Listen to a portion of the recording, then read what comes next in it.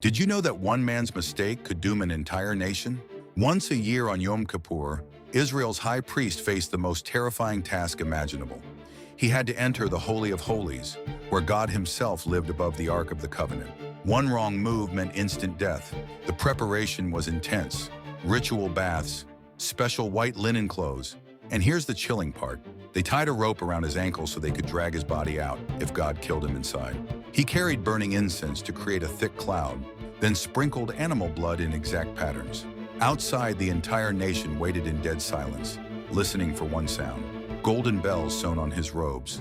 As long as they kept ringing, he was alive and moving. But if the bells stopped, everyone knew God had struck him down.